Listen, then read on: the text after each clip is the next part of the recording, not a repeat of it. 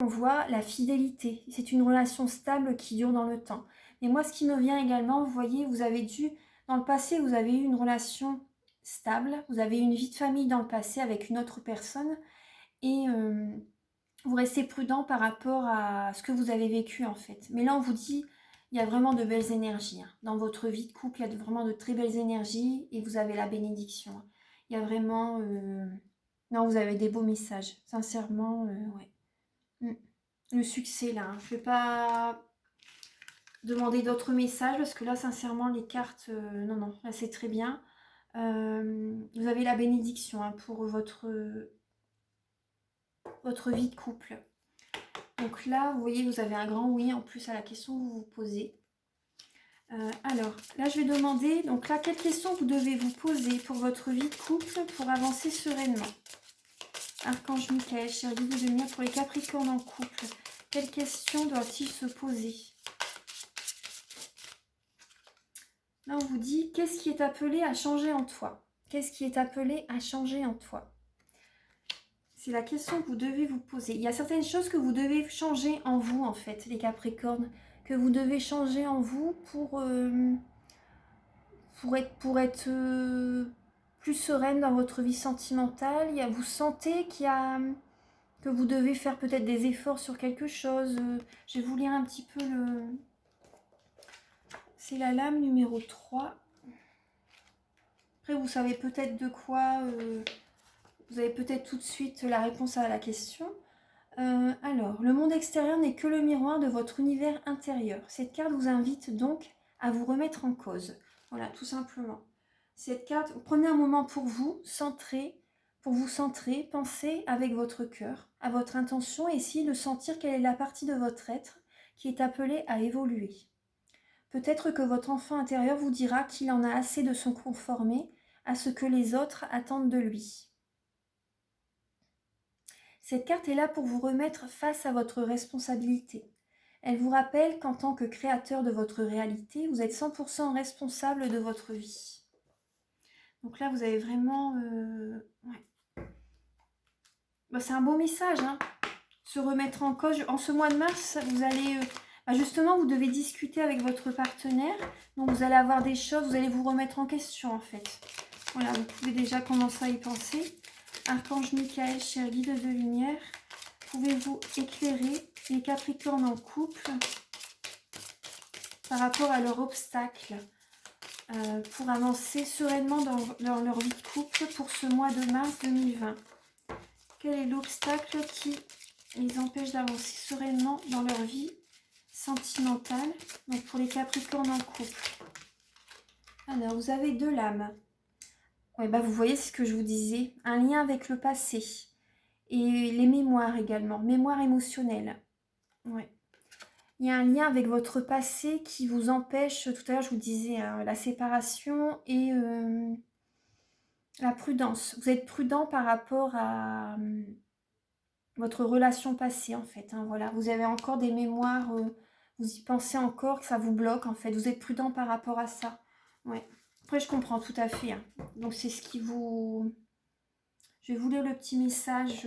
Donc c'est la lame 86. Attendez, je vais quand même mettre un peu de lumière. J'ai peur que ça fait un peu sombre. Hop, voilà. Ah c'est un peu mieux. C'est un petit peu mieux. Alors, la lame 86, le lien avec le passé. Vous pourrez mettre en commentaire si la guidance vous parle. Ça me fera plaisir de savoir. Alors, l'introspection nous conduit naturellement à observer le poids du passé dans notre vie, à constater à quel point nos blessures anciennes influencent notre présent. Pris dans cette dynamique de travail sur soi, nous pouvons avoir systématiquement tendance à nous tourner vers le passé, à le regarder pour expliquer, pour justifier notre présent. S'il y a des moments dans la vie où il est juste d'interroger le passé pour dénouer le présent, il ne faut cependant pas oublier que la vraie vie est dans l'instant présent. Être trop tourné vers le passé, que ce soit dans une énergie de mélancolie ou bien même pour travailler sur soi, va complètement limiter notre liberté dans le présent. En développant un lien de dépendance avec notre passé, nous nous condamnons à répéter notre histoire. C'est un très beau message, hein. C'est vraiment un très beau message. Donc si vous avez tiré cette carte, je vous invite à observer quelle relation vous entretenez avec votre passé. Que ressentez-vous pour ce personnage qui représente votre passé? Quelle est son importance? Quel rôle joue-t-il dans votre vie aujourd'hui? N'auriez-vous pas envie de lui dire au revoir? Prenez conscience de la nature de ce lien. Rappelez-vous que vivre pleinement, c'est être tourné vers le présent. Puis, si vous vous sentez prêt, n'hésitez pas à visualiser que vous coupez ce lien. Que vous coupez ce lien. Voilà. La 87.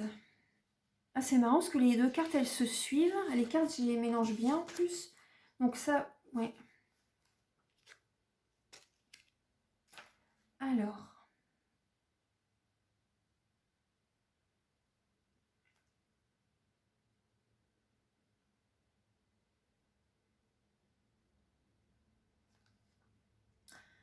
donc la mémoire émotionnelle. L'être humain est régulièrement traversé par des émotions, ce qui est naturel. S'il les accueille et les vit lorsqu'elles sont là, celles-ci disparaissent de la même manière qu'elles sont apparues comme des vagues. Mais si à un moment donné, nous n'avons pas su accueillir une émotion parce que nous la pressentions trop violente et parce que nous n'avons pas appris à le faire dans notre système familial, nous allons alors la bloquer, c'est-à-dire figer une partie de notre énergie pour ne pas nous laisser traverser par l'émotion en question. Cela créera une mémoire émotionnelle. Étant faite pour être libérée, celle-ci sera créatrice d'événements, nous incitant à vivre l'émotion refoulée, la peur, la colère. C'est ce type de mémoire que l'on trouve classiquement dans les thérapies où l'on va libérer ces émotions. L'idéal étant de les libérer avec une méthode douce et respectueuse, dans un contexte de bienveillance, pour que celle-ci puisse cette fois-ci être accueillie sereinement. Si vous avez tiré cette carte, c'est qu'il y aura une ou plusieurs émotions qui sont restées bloquées en vous. Dites-lui qu'aujourd'hui vous êtes prêt à l'accueillir et à la reconnaître. Puis ouvrez-vous à elle. Vous pouvez à présent vous autoriser à la traverser sans danger, car vous avez changé. Vous n'êtes plus la même personne, vous avez grandi. Traverser cette émotion sera donc sans aucun doute plus facile pour vous aujourd'hui que cela ne l'a été à l'époque. Donc là, attendez, là on me dit aussi de lire la page 59. Donc là, je vais vous la lire. Donc c'est la dépendance. La dépendance. Donc ce comportement n'est pas juste. Car selon la loi énergétique universelle, chaque être sur cette planète est prévu pour exister de manière autonome et indépendante. Cela ne veut pas dire pour autant que chacun est seul, puisqu'il y a une interdépendance et une complémentarité entre les êtres. Nous sommes donc faits pour être libres. Ainsi n'est-il pas juste qu'il y ait des liens de dépendance entre des personnes, mais aussi entre un individu et un concept, un objet ou même une entité énergétique. Il y a en effet plusieurs types de dépendance. La dépendance à l'autre, à l'homme pour une femme, à la femme pour un homme, à des substances, alcool, cigarettes, drogue, nourriture. On peut même être dépendant des choses un peu plus abstraites, comme de la souffrance par exemple. C'est-à-dire qu'on vivrait très mal qu'il n'y ait plus de souffrance dans notre vie, si elle donnait du sens à celle-ci, ou de la violence. On peut aussi être dépendant des choses positives, comme par exemple de la lumière. Certaines personnes qui se purifient de manière excessive peuvent mal vivre la présence d'énergies mixtes, qui ne seraient pas pures. Sortir de la dépendance est un chemin qui peut être très long. Il s'agit d'abord de prendre conscience de ce comportement, c'est-à-dire d'accepter, de reconnaître sa dépendance. Ensuite, tout un cheminement sera nécessaire, au cours duquel on passera notamment par un état d'impuissance face à notre dépendance. On ne pourra parfois pas l'empêcher de nous commander. À ces moments-là, il s'agira de nous remettre entre les mains de quelque chose de supérieur, à nous de nous laisser porter dans le processus, avec la ferme intention de quitter cette dépendance. Il est cependant rare de pouvoir sortir d'une dépendance seule. La thérapie de groupe est une bonne aide, car le fait de déposer sa dépendance devant d'autres personnes, de pouvoir la dire est un facteur nécessaire à la guérison. Si vous avez tiré cette carte, je vous invite à identifier ce à quoi ou à qui vous êtes dépendant. Ensuite, acceptez d'entrer dans un processus de modification de ce comportement. Et même si ce chemin vous semble difficile, rappelez-vous du libre arbitre dont vous a fait cadeau l'univers. Vous avez à tout moment le choix de vous défaire de cette dépendance. Mais vous pouvez aussi décider que ce n'est pas le bon moment pour vous de quitter ce comportement et accepter d'être temporairement dépendant. Voilà, donc c'est un long message, mais il était nécessaire que je vous le lise. Hein, parce que par rapport aux mémoires émotionnelles, voilà, il y a une dépendance à ce lien du passé, il y a encore une dépendance. Donc voilà, je vais vous lire la ressource que vous avez en vous, les Capricornes. Les Capricornes en couple, pour ce mois de mars 2020, quelle est la ressource que vous avez en vous pour surmonter ce blocage pour votre vie sentimentale? La foi. La foi. Ça me fait penser à la guidance que j'ai fait pour cette semaine. Il y avait 3 tirages également, et dans un tirage, il y avait la foi qui était ressortie. Donc la foi, comment dire, avec cette lame, voilà, la ressource que vous avez en vous, c'est vous êtes positive, vous allez de l'avant. Vous allez de l'avant, vous avez la foi en l'avenir, vous avez... comment dire, vous avez envie d'avancer sereinement, vous y croyez fortement en fait. Donc ça, vous l'avez en vous pour surmonter cette mémoire. En fait, voilà, là vous avez, par rapport au message que je vous ai dit, la prise de conscience sera là. Vous allez avoir la prise de conscience et dès lors qu'on a la prise de conscience, peut-être que vous ne vous en rendiez peut-être pas forcément compte également. Hein, mais là maintenant, vous allez avoir la prise de conscience, voilà, vous allez pouvoir avancer sereinement et la foi, vous l'avez en vous. Donc c'est parfait pour... c'est parfait pour avancer sereinement dans votre vie. Donc là, voilà, ça c'est les messages que j'ai pour vous, pour les personnes en couple. Et là, je vais vous lire un message avec... Attendez, je vois un petit peu...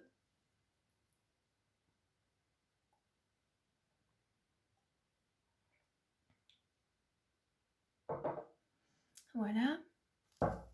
Alors, Archange Michael, cher guide de lumière, pouvez-vous éclairer les Capricornes, donc célibataires et en couple? Voilà, donc là, le message, c'est... Le message est vite arrivé, c'est les ressources. J'entretiens mon énergie vitale.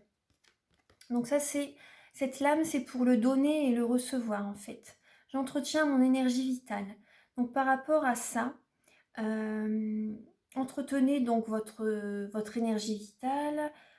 Comment dire? Parce que là, en fait, par rapport à cette lame, c'est possible que vous preniez l'énergie des autres. En fait, c'est possible, voilà, que vous preniez l'énergie des autres. Et vous avez besoin de recharger vos énergies, en fait. Hein. C'est possible que vous preniez l'énergie des autres et que vous donnez également beaucoup d'énergie aux autres. Donc pour avoir vraiment beaucoup d'énergie, pensez à vous ressourcer. Justement, tout à l'heure, on voyait bien qu'il faut vous... Comment dire qu'il faut vous balader dans la nature. Vous pouvez faire des soins énergétiques également. Faire des soins énergétiques. Je vais vous lire le petit message. En tout cas, là, c'est... par rapport à votre énergie vitale. Hein. Vous devez travailler beaucoup, les Capricornes. Moi, je pense que vous avez peut-être... Oui, par rapport, vous voyez, moi, ce qui me vient, par rapport à votre aura, vous devez avoir des failles dans votre aura. Et moi, il y a des fuites, en fait. Votre énergie s'évapore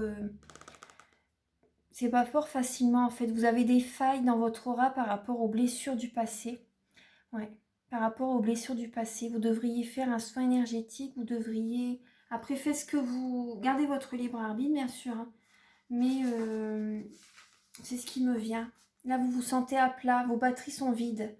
Niveau énergétique, 0. Vous aimeriez mettre plus de vitalité, de dynamisme, d'entrain dans votre quotidien, mais vous ne vous en sentez pas la force. Même pas envie. Vous risquez la mollesse chronique. Donc là, les questions que vous pouvez vous poser. Comment entretenez-vous votre énergie? Combien de temps par semaine consacrez-vous à vous-même? Quelles sont vos activités favorites? Comment vous sentez-vous après les avoir pratiquées? Alors là, vous êtes invité à comprendre que la force vitale est la source de l'éros. Pour qu'une relation tienne dans la durée, Il est impératif que chacun possède un espace-temps qui lui permette de remplir sa coupe d'énergie.